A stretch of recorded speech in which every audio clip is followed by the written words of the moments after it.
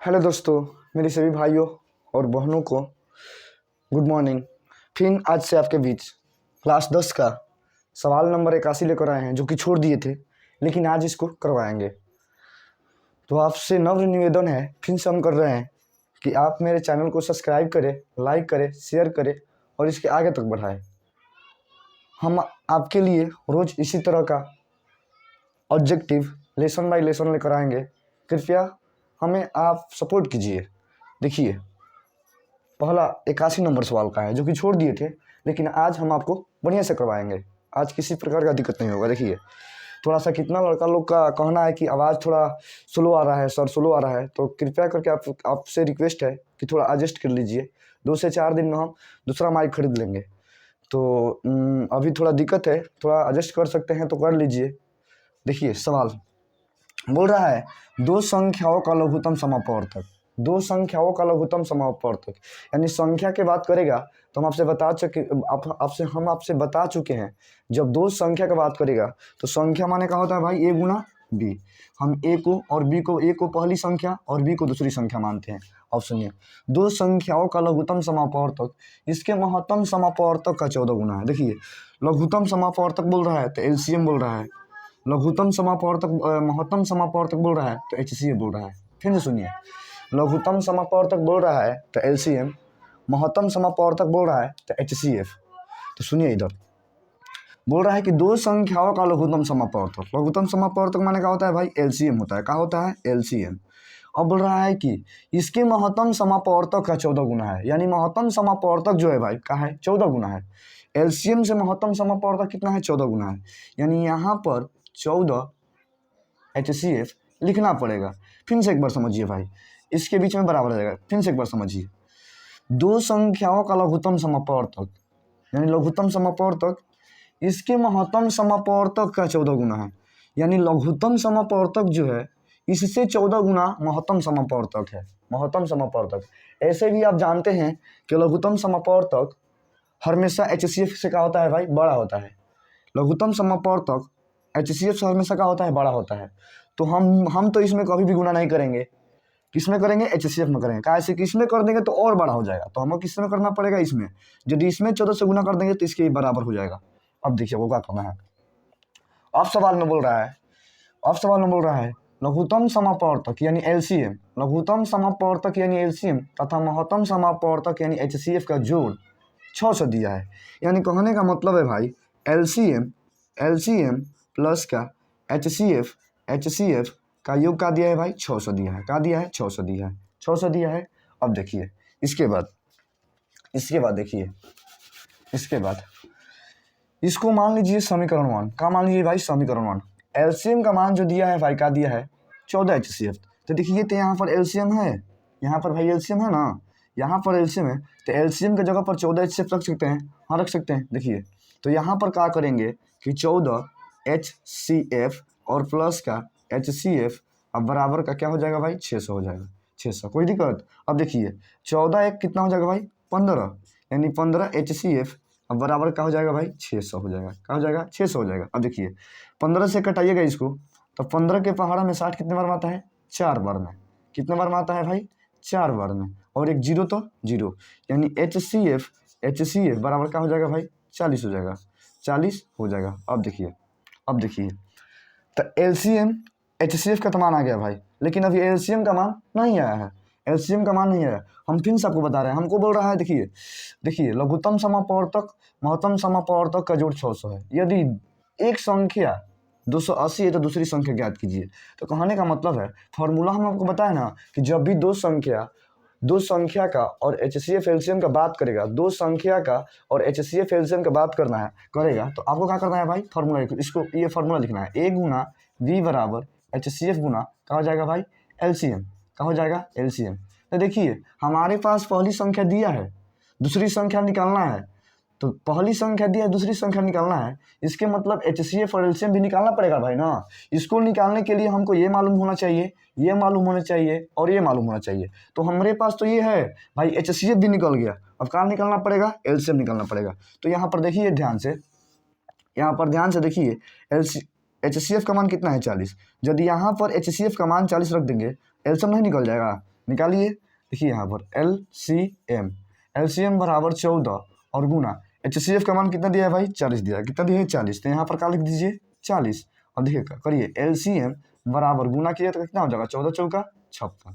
कितना हो जाएगा भाई 56 एक जीरो, यानी LCM बराबर कितना आ गया हमारा, कितना आ गया 560। और फॉर्मूला पर रख लीजिए A गुना B बराबर का HCF गुना का हो जाएगा भाई LCM। अब देखिए A का मान दिया है, हाँ दिया है, कहाँ दिया है भाई, देखिए A का मान पहली संख्या एक संख्या 280, एक संख्या का मतलब क्या पहली संख्या यानी 280 दिया है।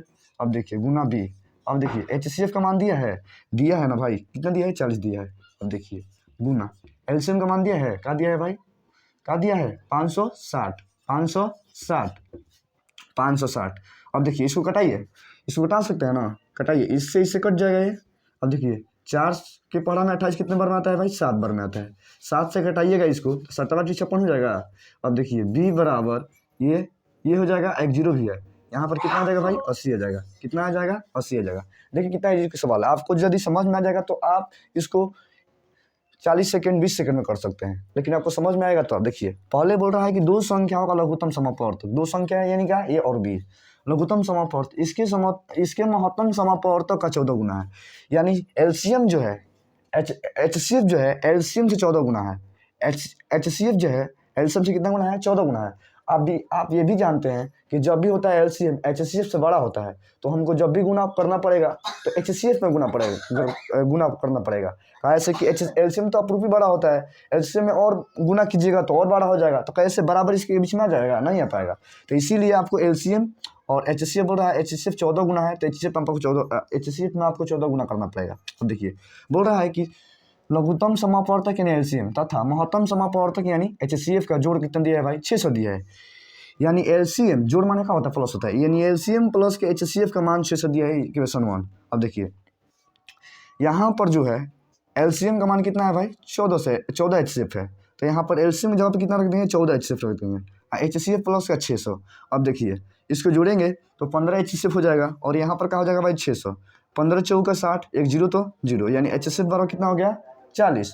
अब हमको कहाँ निकालना है LCM निकालना है, तो देखिए यहाँ पर LCM बराबर 14 HCF है, LCM बराबर 14 HCF, तो HCF का मान यहाँ पर 40 आया ना, तो यहाँ पर देखिए LCM बराबर क्या लिखे हैं 14 और गुना HCF का मान 40। अब LCM बराबर गुना कीजिएगा 14 चौका 56 560 हो गया, यानी हमारे पास HCF भी आ गया, LCM भी आ गया और ये भी आ गया, तो B निकल जाएगा। तो रखिए 280 गुना B और HCF का मान 40 और LCM का मान 560। अब देखिए जीरो से जीरो गया, 4 से 28 7 बार में और 7 से 56 8 बार में, एक जीरो तो जीरो, यानी कि B बराबर कितना आ जाएगा भाई, कितना आ गया 80 आ गया। दूसरी संख्या का मान क्या होगा, दूसरी संख्या को B बोलते हैं ना, दूसरी संख्या का मान आ गया। अब यदि यहाँ पर आपको कोई दिक्कत होगा, यदि कोई प्रॉब्लम होगा तो आपके लिए कमेंट बॉक्स है, उसमें लिख कर भेज सकते हैं कि हाँ सर यहाँ पर दिक्कत है, हम आपको फिर से बताएंगे। देखिए कहने का मतलब है कि थोड़ा सवाल सबको दिक्कत पहुंचाता है, लेकिन दिक्कत पहुंचाने से इसका मतलब नहीं है कि आप उसको बनाना छोड़ देंगे, जो दिक्कत पहुंचा रहा है उसी को बार बार बनाइए, कैसे जितने बार बनाएंगे उतना बार आपका कंसेप्ट क्लियर होगा। अब चलिए इसको मिटाते हैं, यदि आपको दिक्कत होगा तो आप फिर से आप पूछ सकते हैं। अब देखिए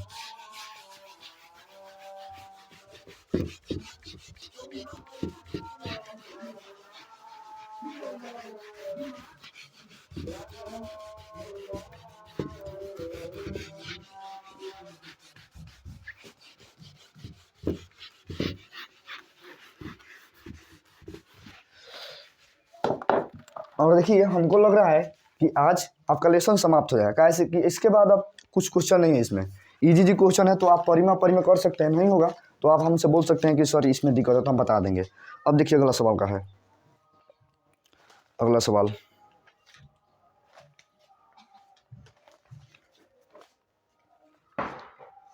सवाल बोल रहा है भाई, अगला सवाल कि 64 की अभाज्य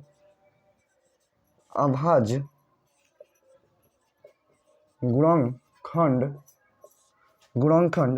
में 2 का घात है। देखिए बहुत इजी सवाल है, आपको ये बता चुके भी हैं। 14 के अभाज्य गुणनखंड यानी 14 का तोड़िएगा तो कितना आएगा भाई, खाली अभाज्य संख्या आएगा। 14 का तोड़िए यहाँ पर सॉरी 64 को तोड़िए, यहाँ पर 64 तोड़िएगा तो 2 से कितना बारह 32 दूनी का 64 होता है। फिर 2 से 16 दूनी का 32, 2 से 8 दूनी का 16, 2 से 2 चौका 8, 2 से 2 दूनी का 4, 2 से 2 एकम 2। अब यहाँ पर 64 है तो 64 लिख दीजिए और बराबर दीजिए। 1 2 3 4 5 6, यानी 2 कितने बार आया है भाई? 6 बार आया है। 2 कितने बार आया है? 6 बार। तो यहाँ पर 6 बार लिख दीजिए। 1 2 3 4 5 6। सबके पावर में 1 है भाई ना? हाँ भाई, सबके पावर में 1 है। ध्यान से देखिएगा भाई, सबके पावर में 1 है। अब देखिए, सबके पावर में 1 है तो देखिए क्या करना है आपको। 1 2 3 4 5 6, यानी 2 के पावर का लिख देना है भाई 6। यही आपका क्या हो जाएगा भाई? आंसर हो जाएगा। कोई दिक्कत?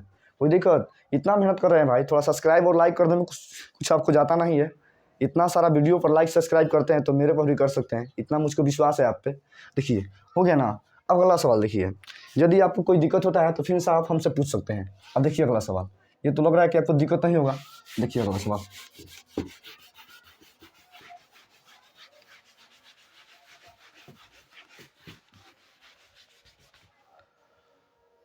देखिए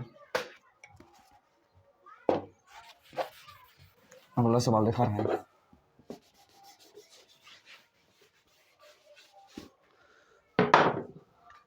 देखिए अगला सवाल,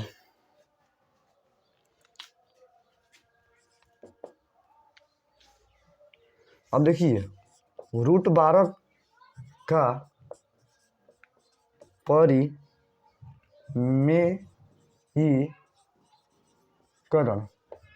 परिमेयीकरण गुणांक। देखिए कितना इजी सवाल है, आपको सिर्फ देखना है। √12 का बोल रहा है परिमेयीकरण गुणांक, तो आपको ध्यान से देखना है भाई।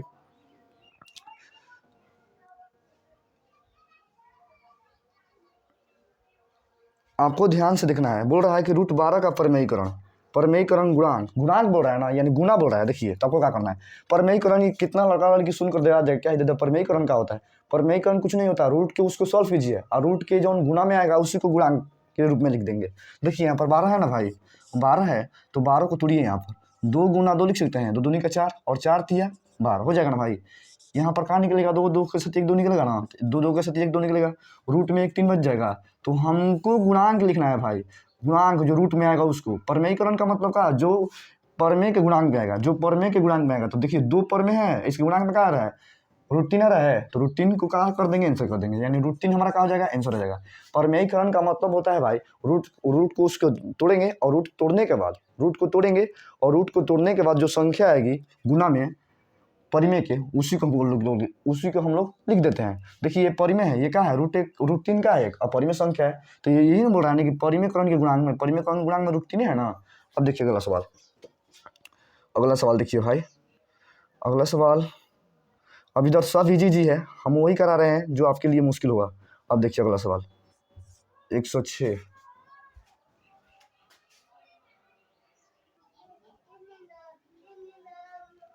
देखिए अब अगला सवाल यही है। देखिए कैसे शुरू करेंगे अगला सवाल को। बोल रहा है कि 0.105 का इतना के रूप में लिखना है। इतना का रूप मानेगा 2 के पावर n और 5 के पावर n के रूप में लिखना है। तो बहुत ईजी है, हम आप कर सकते हैं, लेकिन हम करवा रहे हैं। कितना लोग बच्चा बच्ची होगा जिसको करना नहीं आएगा, तो हम बता रहे हैं कैसे करना है इसको। देखिए सबसे पहले इसको क्या करना है भाई, इसको अंक को लिखना है। 0.105 है। देखिए यहाँ पर दशमलव के बाद 3 अंक है, तो यहाँ पर 1 लिख देंगे। 1 2 3 अंक है, तो यहाँ पर 3 0 लिख देंगे। कितने लिख देंगे भाई? 3 0 लिख देंगे। अब देखिए 3 0 लिखेंगे।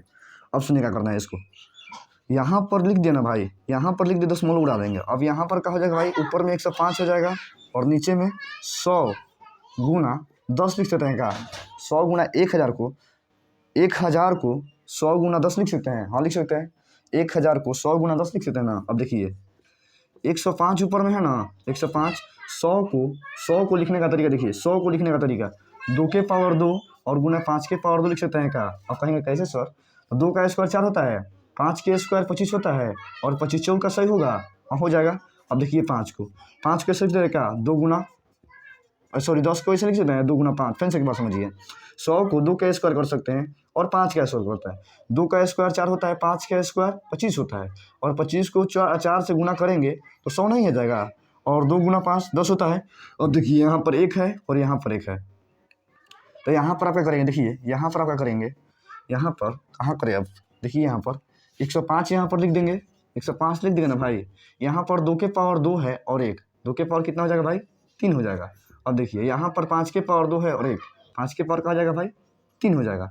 बस यही रूप में बोल रहा था ना, इतना का रूप में लिखने का, 2 के पावर आ गया, ये आएगा, यही ना रूप बोल रहा था ना, तो रूप हो गया। बस यही आपका क्या हो जाएगा भाई, आंसर हो जाएगा। क्या हो जाएगा, आंसर हो जाएगा। फिर से एक बार समझ लीजिए, देखिए फिर से एक बार इतना लिख दिए, इसको 10 मोल हो जाते नीचे में 1000 हो गया। अब देखिए 1000 को 100 गुना 10 लिख सकते हैं, इसे गुना कीजिएगा तो फिर 1000 आ जाएगा। 100 को 10 के साथ गुना कीजिएगा तो फिर 1000 आ जाएगा। अब 1000 को तोड़ेंगे तो 2 के पावर 2 और 100 को तोड़ेंगे तो 2 के पावर 2 और 5 के पावर 2, 2 का स्क्वायर 4 होता है भाई और 5 का स्क्वायर 25 होता है। गुना कीजिएगा तो 100 आ जाएगा। अब देखिए और गुना 10 को 2 गुना 5 लिख सकते हैं और 2 के पावर 1 और 5 के पावर 1। अब देखिए इसके बाद क्या करेंगे, ये 2 के पावर 2 है और 2 के पावर 1 है। जब ये सेम रहता है तो पावर जुटता है ना भाई, जब ये गुना में सेम रहता है तो पावर जुट जाता है। तो 2 के पावर 3 और 5 के पावर 3। अब हमको लग रहा है कि आपको दिक्कत नहीं होगा। आई होप, मुझे उम्मीद होगा कि आपको समझ में आया होगा। देखिए अगला, अब अगला सवाल देखिए भाई। आज ये चैप्टर ख़त्म कर देंगे, अगला दिन से हमको लग रहा है कि आपको अगला आगे कुछ बताना पड़ेगा सवाल। आज ये चैप्टर ख़त्म हो जाएगा, कल से दूसरा सवाल करेंगे, दूसरा चैप्टर का सवाल करेंगे। आज ये देख लीजिए, आज ये ख़त्म कर देंगे हम। देखिए अब इसमें सवाल नहीं है भाई, सब बना दिए हैं।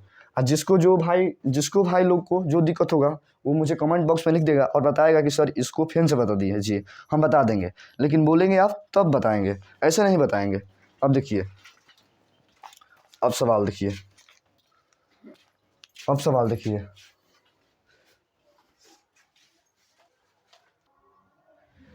देखिए भाई लोग, अगला सवाल आपके पास ये है। अब कितना लड़का लड़की देखकर इसको डर जाएगा, कैसे करेंगे कैसे नहीं करेंगे। देखिए सवाल कहाँ है, दो धन पूर्णांक ए और बी के लिए इतना है भाई, इतना के रूप के बराबर है, इतना के रूप के बराबर है। तो बोल रहा है कि बराबर है।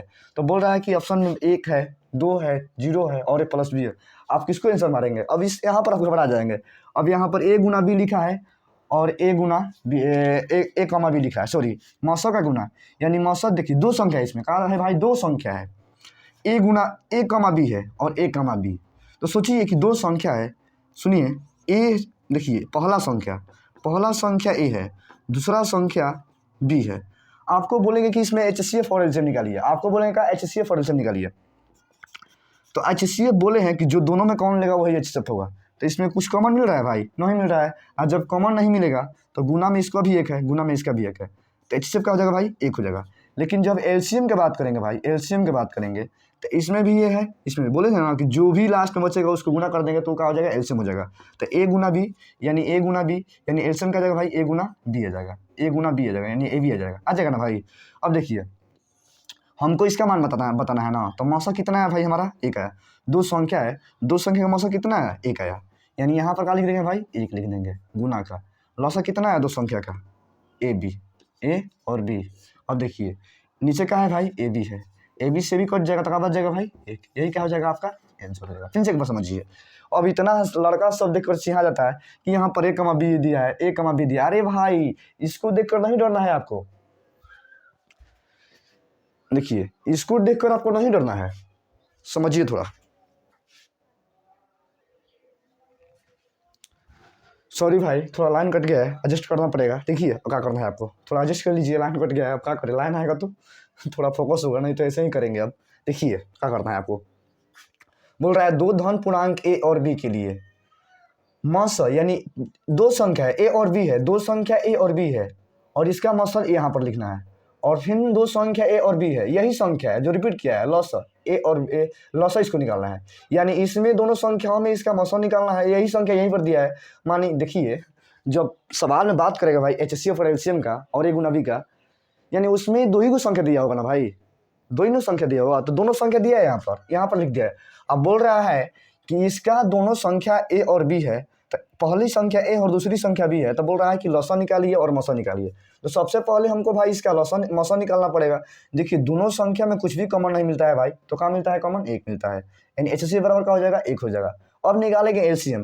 तो एलसीएम का कैसे निकालेंगे भाई, जब कॉमन जो मिलता है उसको लिख देते हैं एचसीएफ में, अब जितना सारा बचता है उसको क्या लिखते हैं भाई, एलसीएम लिखते हैं। तो ए गुना बी और गुना में एक कीजिएगा तो एक गुना में कोई भी संख्या में एक से गुना कीजिएगा तो वही संख्या होगा, यानी एलसीएम का हो जाएगा आपका ए गुना बी। अब देखिए दोनों संख्याओं का एचसीएफ का है भाई एक है, यहाँ पर एक लिख दीजिए। दोनों संख्याओं का एलसीएम कितना है भाई, ए गुना बी है, तो ए गुना बी लिख दिए। और नीचे में कहा है ए गुना बी, तो ए गुना बी से ए गुना बी कट जाएगा भाई, तो क्या बचेगा, ये वन ही बचेगा ना, वन ही बचेगा ना भाई, वन बचेगा। अब देखिए इसके आगे करवाते हैं। अब देखिए भाई आपके पास अगला सवाल ये है, बोल रहा है निम्नलिखित में से कौन सा युग्म सअभाज्य है। सअभाज्य ये तो आप जानते हैं कि अभाज्य संख्या क्या होती है। अभाज्य संख्या वो संख्या होती है जो एक और अपने आप के अलावा अन्य कोई संख्या से ना घटे। देखिए सअभाज्य का मतलब होता है उसमें उस दोनों संख्या में कॉमन सिर्फ एक मिले, उस दोनों संख्या में उभयनिष्ठ संख्या का हो भाई एक हो, एक के अलावा और अन्य कोई दूसरा उभयनिष्ठ ना हो, फिर से एक बार सुन लीजिए, जब सवाल में सअभाज्य संख्या बोलेगा तो उस दोनों संख्या का देखना है और दोनों संख्या में एक के अलावा अन्य कोई उभयनिष्ठ नहीं होना चाहिए, यानी दोनों संख्या में खाली एक कॉमन मिलना चाहिए और बाकी कुछ भी कॉमन नहीं मिलना चाहिए। देखिए तो ये जो है भाई इसमें देखिए, इसमें यहाँ पर 14,35 है, यहाँ पर कहा है भाई 18,25 है, यहाँ पर कहा है भाई 13,52 है, यहाँ पर कहा है 21 कहा है भाई 84 है, 21,84 है। अब देखिए यहाँ पर 14 है और यहाँ पर कहा है भाई 35 है, 14,35 है। तो आप देखिए थोड़ा ध्यान से देखिएगा, ये 2 से कटाइएगा तो 2 से नहीं कटेगा, 7 से देखिए, 7 के पावर में 14 आता है ना, 7 दूनी का 14, 7 के पावर में 35 आता है ना। देखिए इसमें एक भी उभयनिष्ठ है और 7 भी उभयनिष्ठ है ना भाई, दोनों में 7 मिल रहा है, दोनों में 1 मिल रहा है, तो ये नहीं होगा। अब देखिए इसको भी देखिए, ये भी इसमें भी एक है, इसमें भी एक है, इसमें भी 13 है और इसमें भी 13 है, तो ये भी नहीं होगा भाई। देखिए इसमें भी एक है और इसमें भी एक है, इसमें भी 21 है और इसमें भी 21 है, तो ये भी नहीं होगा। लेकिन इसमें देखिए भाई, इसमें एक और एक है, इसके अलावा अन्य कोई दूसरा उभयनिष्ठ नहीं मिलेगा। देखिए ये 3 के पहाड़ा में आता है तो ये 3 के पहाड़ा में नहीं आता है, ये 5 के पहाड़ा में आता है तो ये 5 के पहाड़ा में नहीं आता है, ये 2 के पहाड़ा में आता है तो ये 2 के पहाड़ा में नहीं आता है। माने कहने का मतलब है कि दोनों संख्या में केवल 2 उभयनिष्ठ होने चाहिए थे, केवल एक उभयनिष्ठ होना चाहिए और एक संख्या दोनों में केवल एक उभयनिष्ठ मिलना चाहिए, वही क्या होती है भाई, क्या होती है, सअभाज्य संख्या। तो हमको लग रहा है कि आपको अब समझ में आ गया होगा, फिर से एक बार समझ लीजिए, जब 2 संख्या दिया होगा बोलेगा कि सअभाज्य है कि नहीं है, तो आपको सिर्फ यही देखना है, आपको आ गया लाइन, अब समझिए, आपको बढ़िया सब समझ में आ गया है ना, अब थोड़ा फोकस होगा। देखिए तो कहने का मतलब है कि दोनों संख्या में देखना है कि एक के अलावा अन्य कोई कॉमन नहीं मिलना चाहिए। यदि एक के अलावा अन्य कोई कॉमन मिलेगा तो वो सअभाज्य नहीं होगा। देखिए इसमें एक भी मिल रहा था, 7 भी मिल रहा था, ये नहीं होगा भाई, ये भी नहीं होगा भाई। लेकिन सअभाज्य बोलेगा भाई, सअभाज्य बोलेगा तो हो जाएगा, ये भी हो जाएगा। लेकिन अभाज्य बोल रहा है तो भाई ये होगा। सअभाज्य इसका उल्टा होता है, दोनों में कॉमन मिलना चाहिए, एक के अलावा अन्य कोई कॉमन मिलना चाहिए। लेकिन सअभाज्य बोलेगा भाई, सअभाज्य बोलेगा तो केवल उसमें सअभाज्य बोलेगा कि उसमें केवल एक कॉमन मिलना चाहिए। क्या मिलना चाहिए भाई, एक कॉमन। अब अगला सवाल देखिए, अब देखिए भाई सवाल नंबर अगला देखिए। अब इसके बाद सब इजी सवाल है जो एक परिमेय आप कर सकते हैं, कीजिएगा, नहीं होगा तो हमसे बोलिएगा। देखिए अगला सवाल ये है, देखिए कितना इजी है, ये भी इजी है लेकिन करवा दे रहे हैं। इस टाइप का सवाल एग्जाम में हर एक बार भाई पूछता है, हर एक बार एचएससीएफ एलसीएम से रिलेटेड में क्वेश्चन पूछ देता है। देखिए क्या करना है आपको, बोल रहा है 2 संख्याओं का मसौ और लसौ। तो आप आपको बता चुके हैं कि जब भी भाई सवाल में 2 संख्या और लसौ मसौ का नाम धरेगा तो सबसे पहले आपको फॉर्मूला लिखना है, ए गुना बी बराबर एचसीएफ गुना एलसीएम, ऐसे करना है। ए का मान का दिया है भाई, ए का मान दिया है, देखिए एक संख्या दिया है, तो एक संख्या का बात करेगा तो ए का मान यानी 54 दिया है। अब देखिए गुना बी का मान नहीं है, एचसीएफ का मान, एचसीएफ माने का होता है भाई मौसौ होता है, मौसौ का मान का दिया है 27 दिया है। एलसीएम माने का होता है भाई लसौ का मान का दिया है 162 दिया है। अब देखिए इधर गुना में इधर आएगा तो भागा में हो जाएगा, यानी बी बराबर 27 और गुना 162 और नीचे में क्या हो जाएगा भाई 54 हो जाएगा। क्या हो जाएगा 54, 27 दूनी कितना होता है भाई 54, और 2 से कटाइएगा तो 2 8 का 16 और 2 एकम 2, यानी 81 दूनी कितना हो जाएगा 162, यानी बी बराबर क्या आ जाएगा भाई 81, बी बराबर क्या आ जाएगा 81, यही है। अब देखिए आपसे यही कहना है कि जितना सवाल होगा एक लेसन में आप घर पर बनाइएगा। यदि आपसे कोई सवाल फंसता है, कोई भी सवाल आपको दिक्कत पहुंचाता है, तो आप कमेंट बॉक्स में लिख देंगे और हमसे बताएंगे कि सर ये सवाल करवा दीजिए, तो हम करवा देंगे। सबसे पहले भाई आप लोग से यही रिक्वेस्ट है कि आपको यदि अच्छा लग रहा है, वीडियो अच्छा लग रहा है, तो इसको भाई शेयर कीजिए, इसको शेयर कीजिए, इसको सब्सक्राइब कीजिए, लाइक कीजिए। आप में यही कहना है कि आप ऐसे बहुत सारा रील देखते हैं, बहुत सारा वीडियो देखते हैं, वहाँ पर सब्सक्राइब लाइक कर देते हैं, और यहाँ पर तो भाई आपको ज्ञान देने वाला बात है, तो भाई यहाँ पर सब्सक्राइब लाइक नहीं कर सकते हैं? जरूर कर सकते हैं। आप प्रयास करेंगे तो कहाँ नहीं कर सकते हैं। तो देखिए, सबसे पहले आपको यही कहना है, रिक्वेस्ट है कि सब्सक्राइब करें, लाइक करें, शेयर करें, और जहाँ तक हो सके, जहाँ तक इस वीडियो को फैलाएँ। चलिए, आज के लिए यहीं पर काफ़ी है। धन्यवाद, थैंक यू। अगला दिन मिलेंगे भाई।